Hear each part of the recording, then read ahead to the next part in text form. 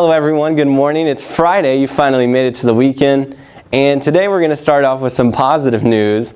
Spring is coming. We are actually only 27 days until spring, but unfortunately we're not quite there yet. Yeah, it says 27 days till spring, but we still have a bit of winter to go through.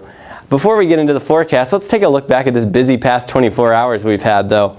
We had last night some warm weather yesterday, temperatures in the 50s, and then we had storms move in. 7 p.m., some storms in Lafayette. The worst were off to our south, more towards Indianapolis as well. 10 p.m., we had the wind pick up. Very windy conditions, 40 to 50 miles per hour winds, and then the temperatures started to fall from the 50s to the 40s to the 30s. But thankfully they stayed just above freezing, so that anything that was on the sidewalk stayed liquid. No black ice that I saw coming in this morning. So that's at least a welcome surprise from the past few days. So from the past into the future, this afternoon's forecast is going to be looking pretty nice. Temperatures will be in the 30s, partly sunny and windy conditions. Winds out of the west-southwest at 25 miles an hour. And those temperatures, as I said, a high of 38 degrees this afternoon. We'll be back in just a few minutes to talk about the extended forecast, but now we'll go over to John with sports. Thank you, Alex. I wish that spring would come a little sooner, but unfortunately it looks like we're going to have this winter weather a little longer. But I have some good news and bad news for today's sportscast, but I guess I can start with the good. The Lady Boilermakers took on the Golden Gophers in Minneapolis and had a nice 63-42 victory. Courtney Moses shot 8 of 17 and went 7 for 7 from the line, leading to a total of 27 points for the night. Rachel Bannum, Minnesota's hot shooter who averages about 24 points in conference contests, was held to 1 of 17 shooting with D.D. Williams' defensive pressure. Purdue has now won 4 straight and looks to make it 5 in a row Sunday versus Wisconsin. As for men's basketball, they didn't have as much luck. Gary Harris dropped 25, while his partner in crime, Adrian Payne, added 23 to defeat Purdue 94-79. The Spartans made 13 triples in the first half and went on to finish with 17, the most ever made by a team in Mackey Arena. Purdue did shoot 49% from the field, but couldn't quite close the gap against Michigan State. Ahead for Purdue is a tough road game in Lincoln, where they will battle the red-hot Cornhuskers in Nebraska. Over to you, Lauren. Thanks, John. Tippecanoe County and the state of Indiana filed for civil fortitude this week against El Rodeo restaurants in Indiana, along with some other Mexican food businesses. Last November, a total of $3.4 million was confiscated from El Rodeo and other businesses in police raids across the state. Tippecanoe County is looking to receive some of that money.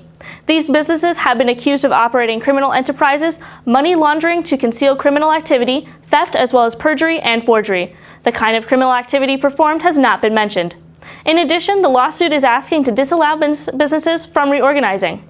On the Purdue side, yesterday the Purdue Board of Trustees moved to carry the motion of awarding a posthumous degree to Andrew Bolt, the student killed in the shooting last month. He was just about to finish his bachelor's degree in engineering.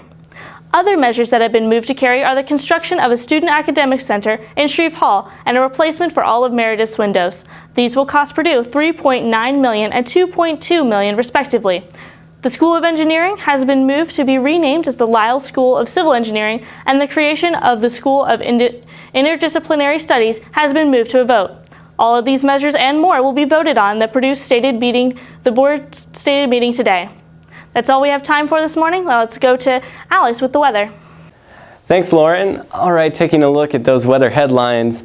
We'll start out with some average temperatures as we head into your weekend, but then we're back to winter. It's a sad thing to hear for a lot of you out there.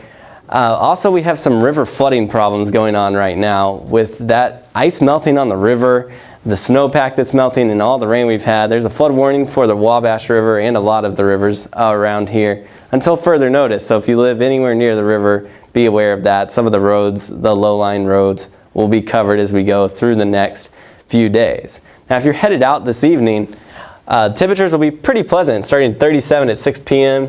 As we head towards the midnight hour, it'll be 32 degrees. Our low tonight will drop into just the upper 20s. It'll be partly cloudy and mild, some breezy winds at times, but not really a big deal. And as I said, 27 degrees for your low. Pretty comfortable for this time of year. And on your 7-day forecast, we'll have a high of 42 tomorrow. That 20% chance is just a chance of rain or snow. And as I step out and let you look at the whole thing, slight chances of snow, 30% on Sunday and Monday. And then you see those single digits slipping back into the forecast as we head into next week. Yeah, winter is not quite over yet. But enjoy that warm weather while you have it. Have a great weekend. Thanks for joining us on Fast Track Extra, and we'll look forward to seeing you back here on Monday.